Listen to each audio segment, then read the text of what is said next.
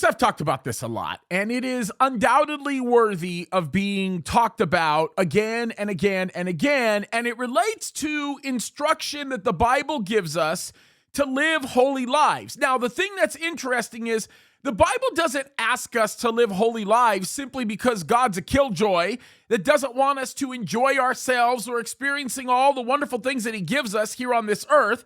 He tells us to live holy lives because the consequence to a society when the people choose to live in ungodliness is tragic. It is severe. And unfortunately, the first victims of a society that learns how to hate God are always going to be the most vulnerable: the babies, the children, and the elderly. Now, it's interesting because I will be the first to say that I hope to the good Lord in heaven that so many people that are in our country right now and around the world know how to swim, because God says it's better to tie a millstone around their neck and to be thrown in the bottom of the ocean than to stumble these little ones. It is amazing when you stop for 1 second to examine the world that we're living in and you look at all of the evils that are being mandated upon our little children, to take them in the place of their greatest vulnerability, to bring into the picture a mindset that confuses them even more than they're already confused. And instead of allowing parents to lovingly guide their children through these extreme difficulties that they often face, especially in the dark world in which we're in, we now are allowing the state to take control of the children and to actually say, parents, you have no rights. We own your children. Why? Because the state is a simple reflection of the heart of man in our culture right now, and they want to sacrifice our children to the devil.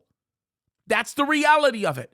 And when we allow those things to happen, this is the result, what we're seeing right now with the transgenderism and all the other evil things that are taking place. And folks, yes, we are allowing this to happen by virtue of not living our lives righteously before the Lord. If we were living righteous lives and we were doing what God asked us to do, by virtue of the life that we live, we would not allow these things to happen, because we would be constrained by the Holy Spirit of God in us to fight for these children.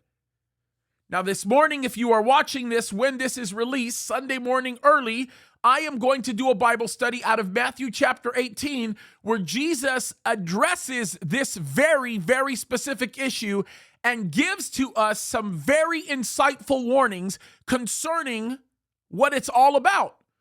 Why we should be seeking God, why we should be looking to him, why we should be embracing his truth.